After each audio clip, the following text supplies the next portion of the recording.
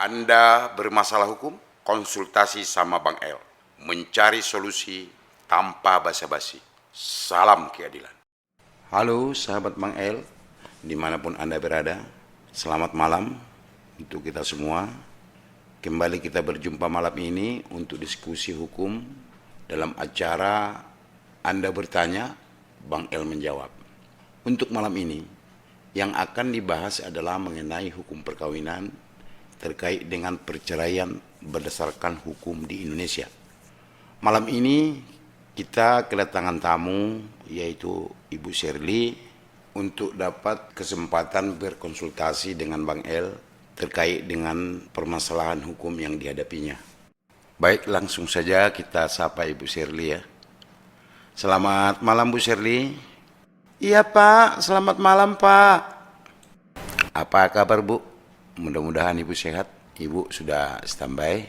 Nah, untuk Bang El, apakah malam ini sudah standby? Baik. Saya sudah standby. Baiklah.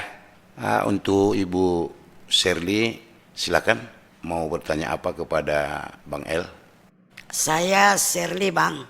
Saya punya anak 2. Saya sudah berumah tangga 5 tahun. Selama 5 tahun ini saya selalu menderita Pak. Suami saya tidak pernah memberikan belanja. Kerjanya mabuk-mabuk aja. Minum-minum saja dengan teman-temannya. Berjudi. Bahkan yang paling menyakitkan, suami saya sering bawa perempuan ke rumah. Udah berulang kali saya minta diceraikan. Bahkan saya pun meminta bercerai. Tapi suami saya tidak mau. Katanya suami saya sayang dengan anak-anak. Tetapi sayangnya seperti apa tidak pernah diperhatikan. Pertanyaan saya Bang El, boleh nggak saya itu mengajukan gugatan perceraian terhadap suami saya? Padahal suami saya tidak mau. Mohon penjelasannya Bang El. Terima kasih Ibu Shirley. Mohon Bang El agar diberikan penjelasan kepada Ibu Shirley. Terima kasih kepada Ibu Shirley telah menyampaikan permasalahan hukumnya sama Bang El.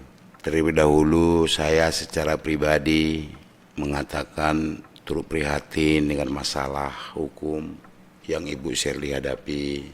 Kami mengharap Ibu Shirley tetap tabah dan berdoa kepada Tuhan agar suaminya juga dapat berubah ke arah yang lebih baik. Baiklah Ibu Shirley, karena sekarang kita ini berbicara hukum, kami akan menjawab pertanyaan Ibu terkait dengan gugatan cerai yang Ibu maksud. Perlu kami sampaikan Bu, yang menjadi dasar perkawinan, perceraian di dalam hukum positif yang berlaku di Indonesia mengacu kepada Undang-Undang Nomor 1 Tahun 1974 tentang perkawinan serta PP Nomor 9 Tahun 1975. Di sana itu diatur dengan jelas dan tegas tentang perceraian. Ya. Di dalam pasal 38 Undang-Undang Perkawinan, di sana diatur bahwa perkawinan itu dapat putus karena lian, yang kedua adalah perceraian, dan yang ketiga adalah keputusan pengadilan. Ya, yang dimaksud perceraian itu ya ada juga karena penetapan pengadilan. Ya, kemudian adapun alasan yang dapat dijadikan menjadi dasar untuk perceraian Bu, diatur juga di dalam ketentuan itu.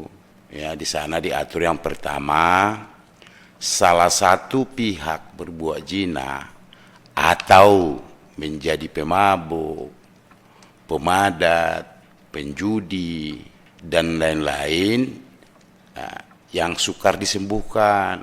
Ya.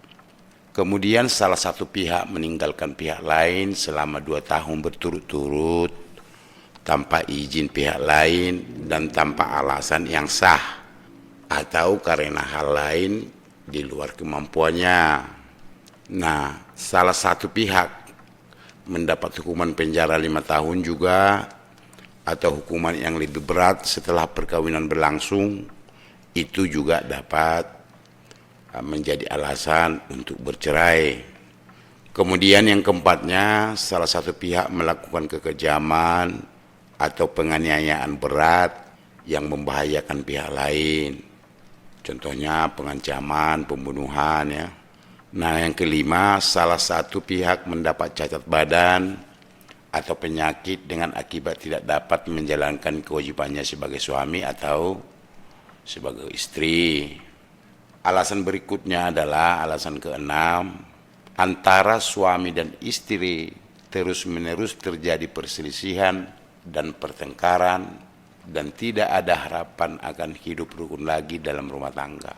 6 poin ini menjadi alasan, menjadi dasar untuk perceraian. Kita ikatkan dengan apa tadi permasalahan yang ibu hadapi. Di poin pertama itu sudahlah terpenuhi, yaitu salah satu pihak berbuat zina atau menjadi pemabuk, pejudi, dan lain-lain ya, yang sukar disembuhkan. Dikaitkan dengan penjelasan ibu juga bahwa suami ibu juga sering membawa perempuan ke rumah. Ya, sudah berulang kali ibu menasihatinya, bahkan ibu sudah mengancam untuk menggugat cerai, tetapi menolaknya, suami ibu menolaknya. Nah, dari alasan-alasan ini, maka sudah dapat menjadi dasar untuk mengajukan perceraian di pengadilan. Ya. Bagaimana gugatan itu, di mana diajukan, di pengadilan mana? Tentu gugatan itu diajukan di pengadilan daerah hukumnya yang meliputi diantaranya tempat kediaman tergugat. Nah, bila tempat kediaman tergugat itu tidak jelas atau tidak diketahui atau tidak mempunyai tempat kediaman yang tetap, maka gugatan diajukan kepada pengadilan di mana kediaman penggugat itu.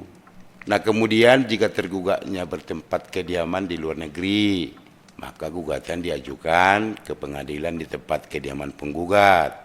Nantinya ketua pengadilan yang menyampaikan permohonan tersebut atau gugatan tersebut kepada tergugat melalui perwakilan Republik Indonesia setempat.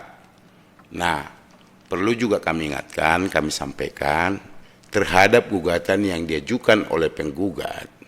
Apabila istri jadi penggugat atau suami dapat diputuskan oleh pengadilan. Bagi yang beragama Islam tentunya gugatannya diajukan di pengadilan agama. Kalau dia non-Islam diajukan di pengadilan negeri. Nah, bagaimana dengan putusannya, Pak? Apakah dengan alasan kita tadi bahwa istri pemabuk, pezina sudah harus diputuskan oleh pengadilan, diputuskan dengan menerima gugatan? Jawabannya belum tentu. Ya. Diterima atau dikabulkannya suatu gugatan itu terkait dengan pembuktian, sangat erat dengannya pembuktian yang cukup. Tentunya setelah majelis hakim mendapat bukti-bukti, apakah itu merupakan keterangan saksi, alat bukti surat, ya, maka hakim dapat membuat putusannya dengan mengabulkan gugatan kita. Nah, terkait tadi yang ibu tanyakan, apakah boleh saya mengajukan gugatan?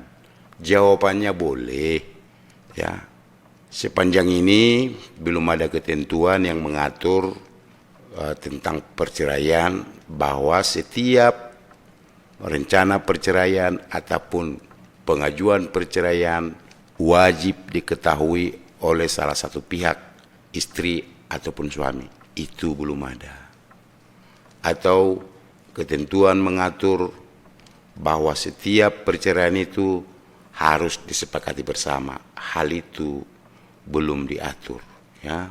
Jadi begini, Ibu Shirley, sebelum mengajukan gugatan tersebut, mohon dipertimbangkan lagi, cari solusi. Siapa tahu masih bisa diperbaiki, karena perceraian itu mengakibatkan kerugian, baik itu kerugian terhadap kita sendiri maupun terhadap anak-anak kita nantinya. Nanti akan menjadi beban. Tetapi juga semuanya tergantung kepada Ibu Shirley.